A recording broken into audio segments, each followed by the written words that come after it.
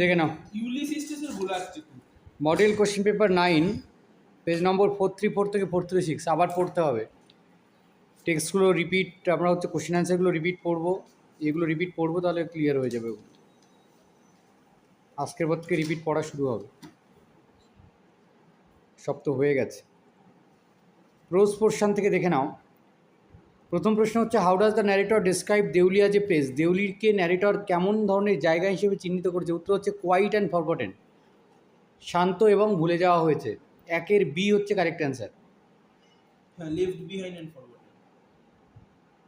দু নম্বর হচ্ছে, when one praise, যখন একজন প্রার্থনা করে, one translate one's body and becomes a part of the cosmos, তখন তা একজনের দেহ হালকা হয়ে যায় এবং সেই স্বর্গীয় অংশবিশেষ হয়ে যায়।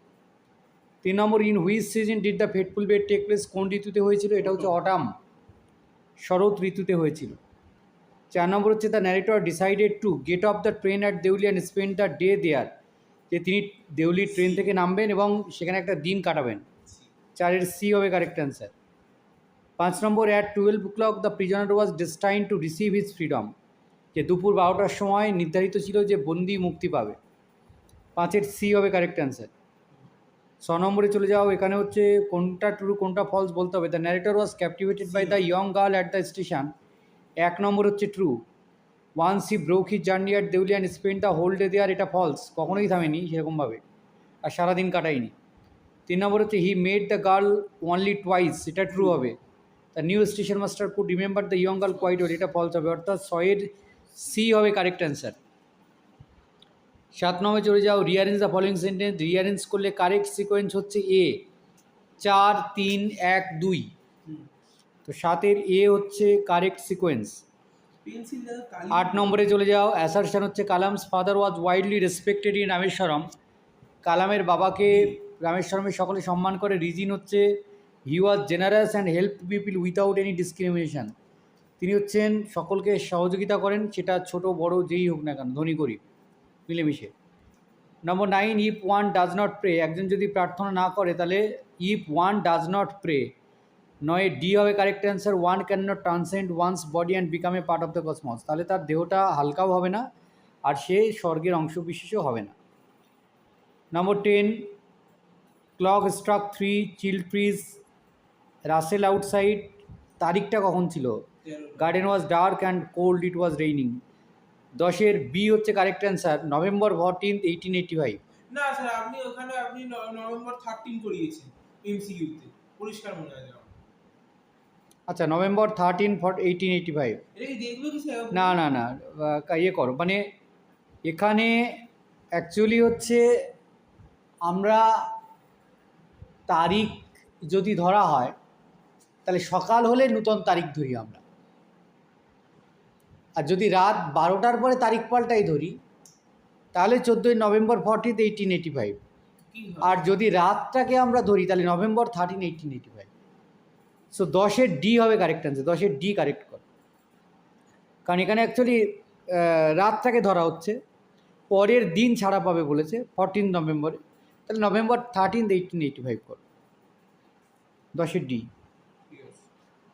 11 number, the tree's shadow falls on the broad tank, গাছের ছায়া পড়েছিল সেই বিরাট বড় পুকুরে।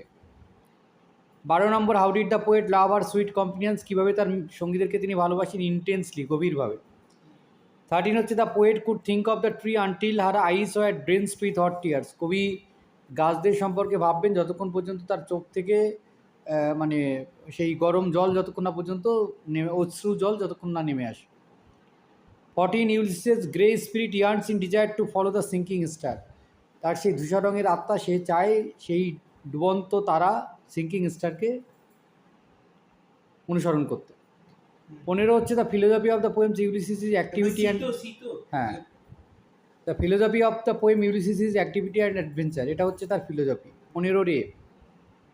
16তে চলে যাও, in the metaphor to rust unburnished, what does rust symbolize, rust কি সিম্বলাইজ করছে? 16 ওল্ড এজ অ্যান্ড ইনঅ্যাক্টিভিটিকে বোঝাচ্ছে। 17তে চলে যাও, অ্যাসারশন হচ্ছে men sleep peacefully at night, লোকেরা রাত্রে শান্তিতে ঘুমায়। রিজন হচ্ছে the garden is overflowed with one sweet song, মিষ্টি গানের দ্বারা বাগান প্রবাহিত হয়।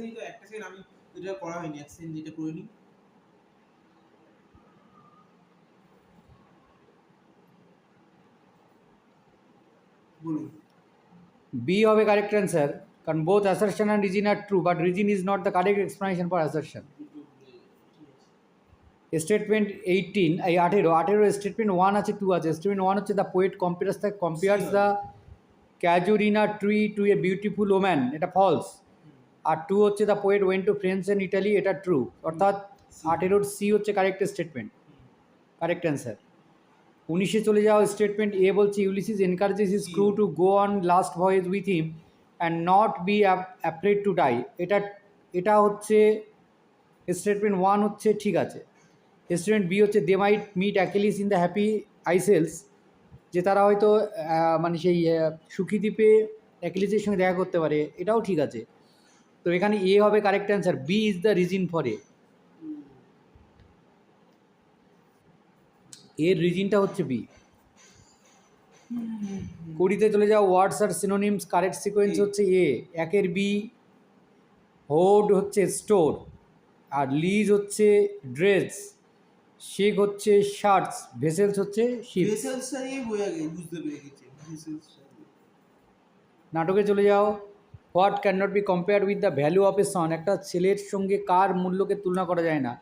উত্তর হচ্ছে earning much money by selling hundreds or thousands of horses, যে শত শত বা হাজার হাজার ঘোড়া বিক্রি করে মানে সেখান থেকে পাওয়া অর্থের থেকে সেলের মূল্য কোনো রকমভাবেই তুলনা করা যায় না। 22 number, what should Nora and Kathleen do if the west wind continues to last until the last bit of the moon, মানে যদি অমাবস্যা মানে সময় পর্যন্ত পশ্চিম দিকে থেকে মানে হাওয়া বইতে থাকে, তাহলে ক্যাথলিন আর নোরা কী করবে? উত্তর হচ্ছে C, they should collect enough weed, তারা যথেষ্ট আগাছা সংগ্রহ করবে। কিসের জন্যে? না কক ফর দ্য কেল, সেই জন্য। 23 নম্বর হচ্ছে Nora was there to shed tears upon Michael's dead body other than the black birds. ও নান আছে, নান ভুল বললাম, নান। সেখানে সেই কালো পাখি ছাড়া, কালো পাখি ব্ল্যাক হ্যাক ছিল হচ্ছে মানে লাইনগুলোতে নাটকে। ব্ল্যাক হ্যাক মানে কালো পাখি, কালো পাখি ছাড়া মাইকেলের দেহের উপরে অশ্রু বিসর্জন করার মতো কেউ ছিল না। ব্ল্যাক বার্ডস হবে, সব সি অ্যানিমেলসদের কথা বলা হয়নি।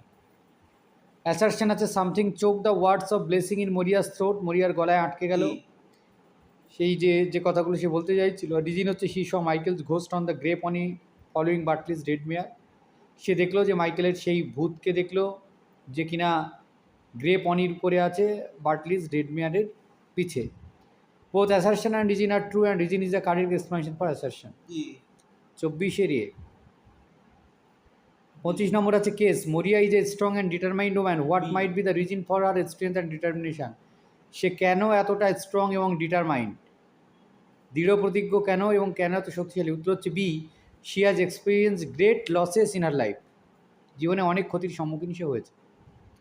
গ্রামারে চলে যাও, he is only 40 now, he will take my last penny from me, adjective clause দিয়ে জয়েন করলে কারেক্ট অ্যান্সার হচ্ছে B, he who is only 40 now will take my last penny from me. 27-এ চলে যাও, I watched her until the signal box came in the way, negative সেন্টেন্সে পরিবর্তন করলে correct answer C, I did not stop watching her until the signal box came in the way.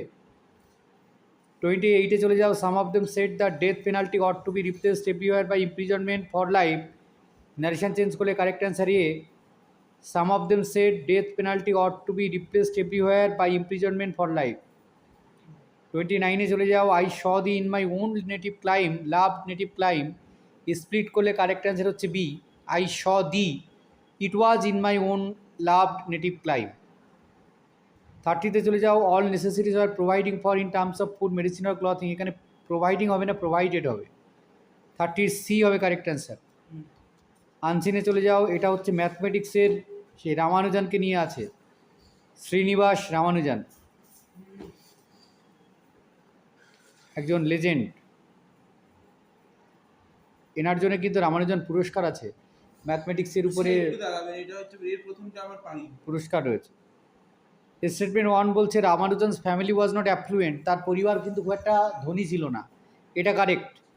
Statement 2 হচ্ছে during his childhood he hardly goat opportunities for a proper education, ছোটোবেলায় কিন্তু সে পড়াশোনার অতটা সুযোগ পায়নি, অর্থাৎ 31 ডি হবে correct answer. Both statements are true. Cambridge is in England. ঠিক আছে 33 হচ্ছে অ্যাসারশন হচ্ছে Ramanujan left his clerk job.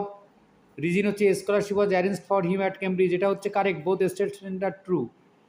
কারণ সে তাকে ওই একজন ম্যাথমেটিশিয়ান কেমব্রিজে পাঠিয়েছিল, আর সেখানে যখন তার কাজ দেখে সবাই সন্তুষ্ট হলো, তার জন্য স্কলারশিপের আয়োজন করা হয়েছিল, মানে স্কলারশিপ দেওয়া হয়েছিল।